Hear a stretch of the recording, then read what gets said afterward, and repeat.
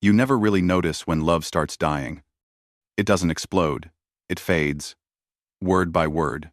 That's how it began for me. A small shift in language. So quiet I almost missed it. My name's Ethan Cole. I'm 42. A software architect in Denver. My life has always been about systems, things that make sense, patterns that stay predictable. I built my world around logic, precision, and routine. And for a long time, that world included my wife, Claire, and our 2 kids. We had a rhythm. Mornings filled with coffee and cartoons. Evenings with family dinners and bedtime stories. It wasn't perfect, but it was solid, or so I thought. Then one day, something changed.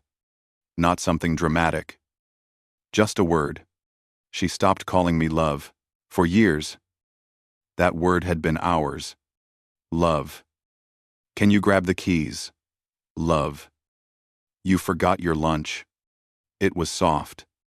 Familiar. A sound that made every ordinary day feel like it mattered. But lately, it was different. Hon. Could you pick up the milk? Hon. I'm running late. Good night. Hon. Harmless. Right. Except it wasn't. There was a tone beneath it, distant. Mechanical. Like she was reading lines from a script she no longer believed in. At first, I told myself I was imagining it. People change. Affection shifts. Maybe she was just tired. But deep down, that little voice, the one that had kept me sharp in every project I'd ever led, whispered something else. Pay attention. So, I did. I started noticing things I used to overlook. Her phone never left her hand anymore. Notifications silenced. Screen face down. New perfume, not the kind she'd wear for me. Late nights at her client meetings, and every time I asked how she was, she smiled too fast, said she was fine, and turned away before I could look too closely. It's strange how love can fade right in front of you. One habit at a time. Until what's left isn't love anymore. Just familiarity.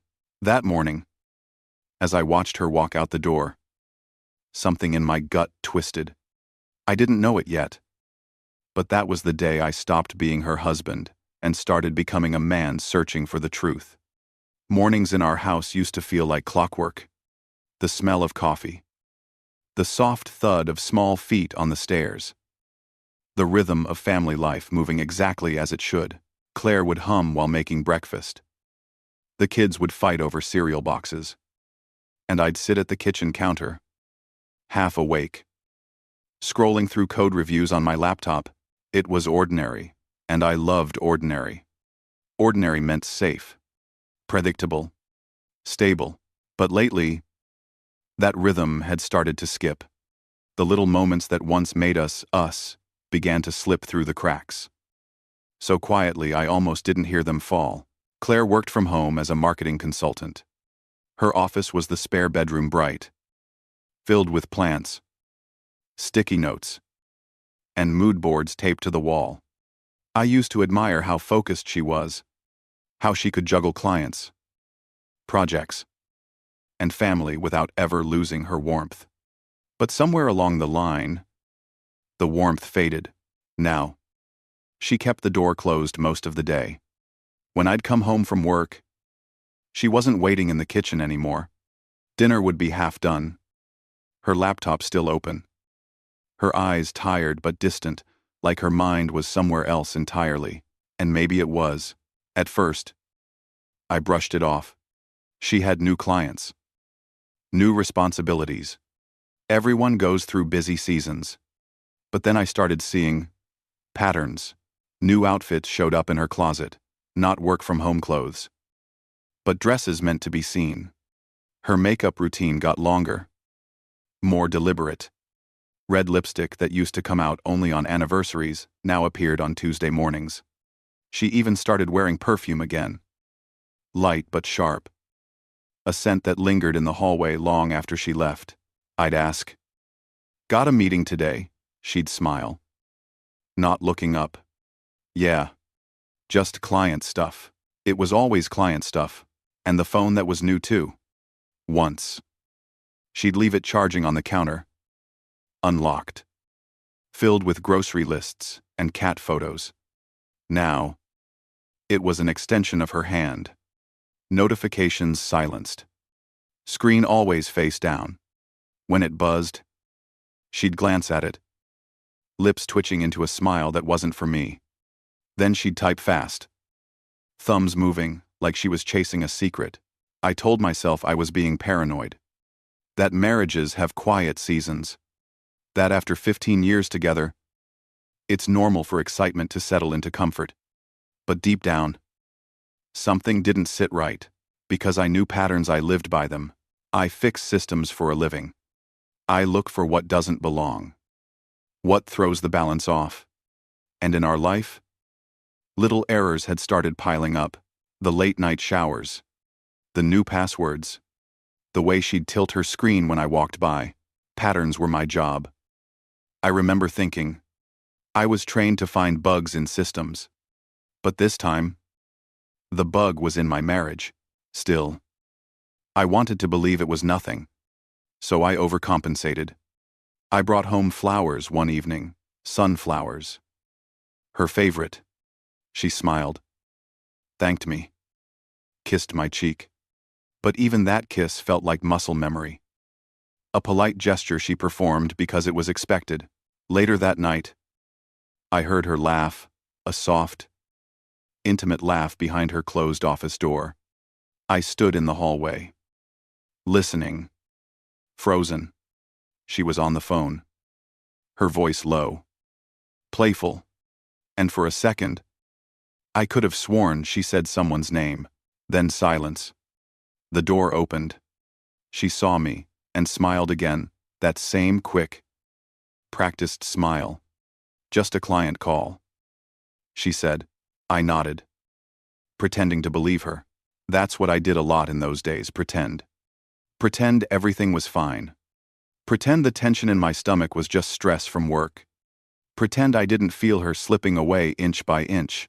But the truth is, when you've built your life on logic, on measurable results, and clear causes, there's nothing more terrifying than emotional uncertainty. You can't debug feelings. You can't refactor trust. You can only watch as the code of your life starts breaking down, line by line. And yet, part of me still hoped. I thought if I stayed patient, if I kept things steady, maybe she'd come back, maybe this was just a rough patch. But each morning, she grew a little quieter. Each night, she stayed up a little later. And every time she said hun instead of love, something small inside me cracked.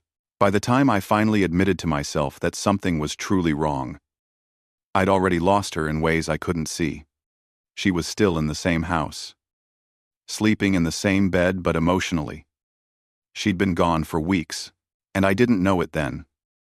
But the distance between us was about to turn into a canyon I'd never be able to cross again. It happened on a Thursday morning, the kind of morning that feels too normal to be the start of something devastating. Claire was rushing out the door for another client meeting. Dressed sharper than usual. Perfume cutting through the kitchen air. She kissed the kids goodbye, gave me a quick smile, and was gone before I could even finish my coffee. Then I saw her phone, left charging on the counter. For a second, I just stared at it. That slim rectangle of glass and secrets. It shouldn't have meant anything. We'd never had a reason to spy on each other. Trust was the one thing I'd always taken pride in. I told myself to leave it. I really did. But then the screen lit up. A message. Ryan, can't wait to see you again, at the usual place. And below it, a heart emoji. My stomach dropped. The words didn't make sense at first. My brain tried to rearrange them into something innocent. Something logical. A client joke. A friend. A mistake. But my gut, that same gut that had been whispering for weeks, finally screamed. I picked up the phone. My hands were shaking so badly I almost dropped it. I knew her passcode. Our daughter's birthday. the one she'd told me years ago in case of an emergency. I guess this counted. The screen unlocked. And just like that, my world cracked open.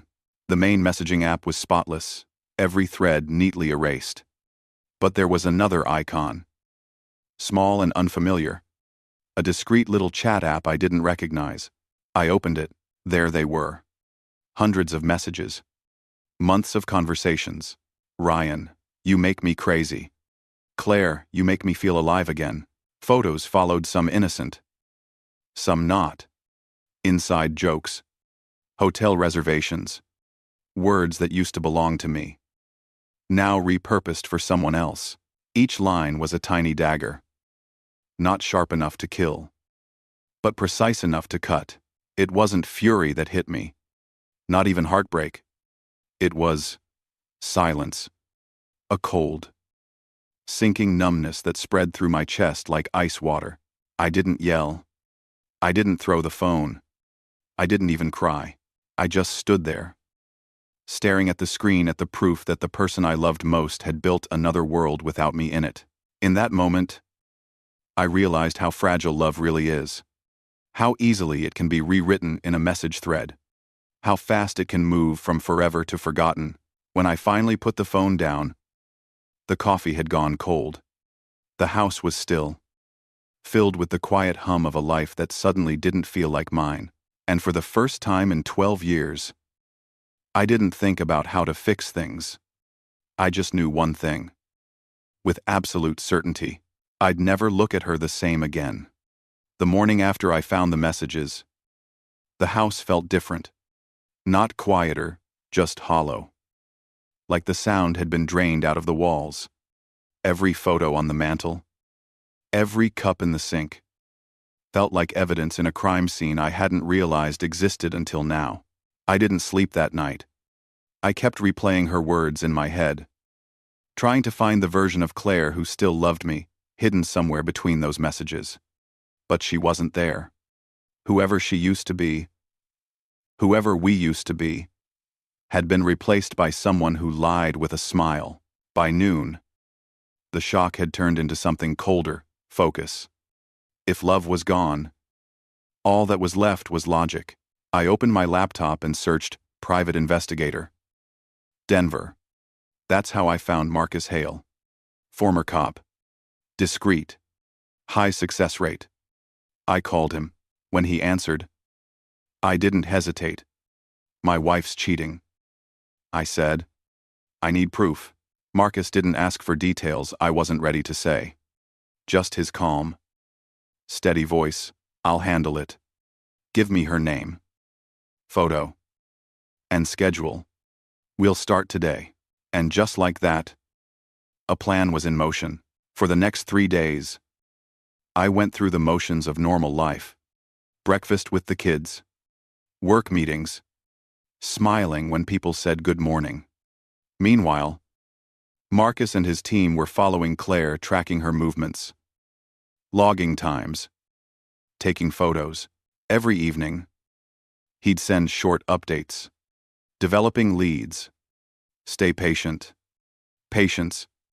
That was easy for me. I'd built a career out of waiting for systems to show their flaws. But this was different. This wasn't code. This was a person. My person. On the 4th day, a plain brown envelope arrived at my office. No return address. No note. Just my name. Inside photos. Claire and Ryan. In front of a small boutique hotel downtown. Him holding the door for her. Her smiling up at him the way she used to smile at me. The next photos hurt worse. Them walking out hours later.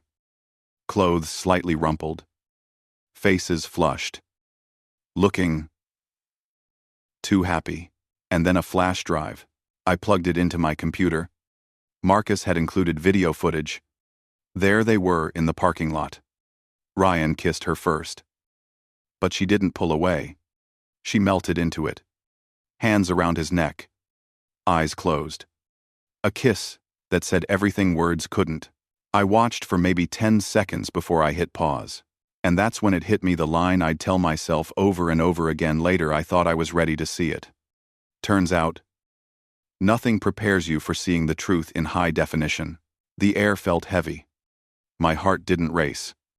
It just sank slow and steady, like a ship going under. But my mind, the logical part of me, was already moving. I gathered every file, every photo, every report. If emotion was chaos, then facts were order. And I was done living in chaos. That afternoon, I called a divorce lawyer. That night, the house felt colder than usual. The kind of cold that doesn't come from the weather, it comes from knowing something's broken beyond repair. I waited for her. Not with anger, not even with dread. Just with a kind of stillness that felt almost surgical. The photos were laid out neatly on the table. In order. The flash drive was plugged into the TV. Paused on one single frame, that kiss. Her smile in that image said everything she'd never had the courage to tell me. When I heard the front door open, I didn't move. She came in humming, setting her purse down, calling out something about dinner. Then her footsteps stopped. For a few seconds, the silence was absolute. And then, in a trembling voice, "Ethan, what is this?" I looked at her. Really looked at her.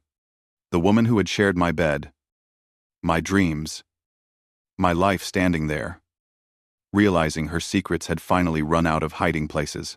"This," I said quietly, "is the truth." She took a step forward, eyes darting between the photos and the screen. "I can explain," she whispered. I shook my head. "Don't say you're sorry," I told her. "You're not. You're just caught." The words hung in the air, heavy and final. Her hands started to shake.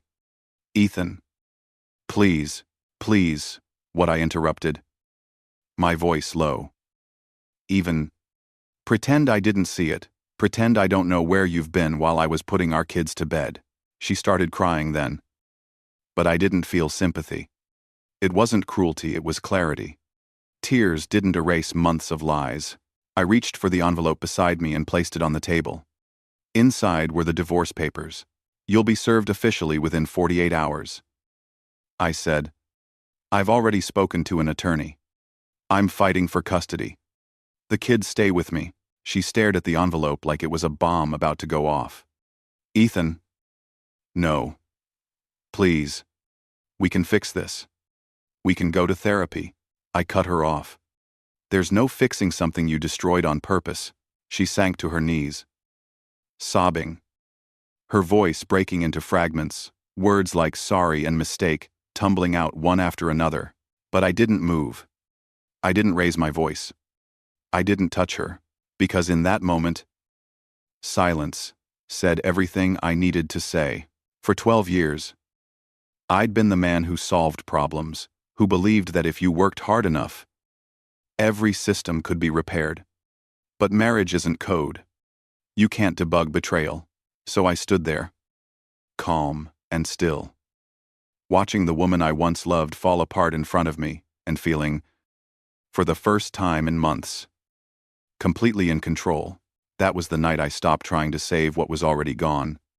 And in the quiet that followed her sobs, I realized something simple but absolute. Sometimes, strength isn't in fighting to keep someone. It's in knowing when to let go. The days after the confrontation moved like fog, thick, quiet, and strange. I didn't rage. I didn't argue. I just let everything unfold. Once the papers were filed, the story wrote itself. And like all truths, once it's out, it travels fast. I didn't tell anyone what she'd done. I didn't have to. The people around us, her friends, our families started asking questions on their own.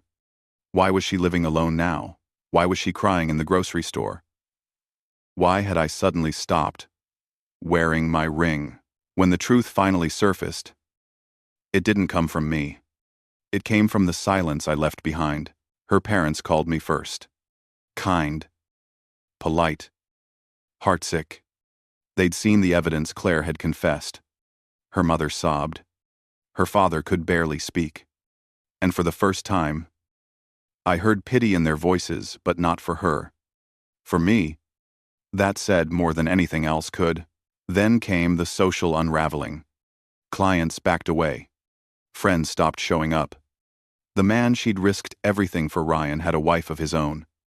When she found out, she filed for divorce. 2. I heard through someone else that Ryan's company launched an internal review. Emails, travel records, reimbursements. No one fired him. But the shame was enough. He said he was pursuing new opportunities. Translation: he was running from the mess he made. As for Claire, she lost almost everything that gave her stability. Her income dropped. Her reputation cracked. Even her friends, the ones who swore they'd stand by her, quietly disappeared once the details came out. It was strange watching it all happen, not with satisfaction, but with distance. I didn't ruin her life. She did that herself. I just stopped protecting her from the truth. The divorce settled faster than I expected. My lawyer built the case with precision. The affair, the neglect, the time she spent away from the kids. When the judge ruled in my favor, granting me primary custody, Claire broke down in court. Weekend visits, supervised. At least at first. The kids didn't understand. They just knew Mom wasn't home anymore. And that was the hardest part, explaining it to them without turning pain into poison. I told them the truth, but gently, that sometimes grown-ups make choices that hurt, that their mom still loved them, but we couldn't live together anymore. I meant it. Even after everything. I wanted them to love her, just not to trust her lies. The months that followed were quiet. I worked. I cooked. I built a new rhythm with the kids, one that didn't depend on pretending everything was fine. And when I saw Claire again standing at the door for her weekend visit, eyes tired, voice small, I felt no anger, no triumph, just peace. Because the truth, when it finally settles, doesn't destroy the right person. It frees them. Time didn't heal everything, but it softened the edges. In the months after the divorce, I built a new version of life, smaller, quieter, but honest. Mornings started early again. Not because I had to, but because I wanted to be the one making breakfast. The kids would tumble into the kitchen, half asleep, arguing over cereal. I'd pack lunches, tie shoelaces, and drive them to school, watching them laugh through the rearview mirror. Those little moments, the ordinary ones, became sacred. At work, I threw myself into projects, late nights, early mornings, code that actually made sense. Systems were predictable, people weren't. And that stability saved me. But healing isn't just keeping busy. It's facing what broke you without letting it define you. So, once a week, I went to therapy. At first, I sat there in silence, arms crossed, pretending I was fine. But little by little, the words came. I talked about betrayal, about anger that never fully showed up, about how part of me still looked for reasons what I missed, what I could have done better. And my therapist said something that stuck with me. Closure isn't when they apologize. It's when you stop needing them to. That hit hard, because for so long, I thought healing meant winning, getting justice, proving I was right. But the truth was simpler. It wasn't about revenge. It was about respect for myself, for my kids, for the life I still had. Little by little, I started feeling lighter. I laughed again. I slept without replaying the same memories. And I began to see that surviving wasn't just about endurance, it was about rebuilding with purpose. Then, one Saturday morning, it happened. I was at the grocery store with the kids. They were arguing. Again. This time about cereal brands. And I was halfway through the list when I saw her. Claire. standing in the dairy aisle, pushing a cart that looked half empty. She was thinner, paler. Her eyes, once bright and sharp, were tired. She glanced up, and for a brief second, our eyes met. No words, no anger, no sadness, just nothing. I turned the cart down another aisle. "Dad, we forgot the milk," my daughter said. I smiled. "We'll get it later, sweetheart." And as we walked away, it hit me. That was the real ending. Not the papers, not the court, not the silence after the fight.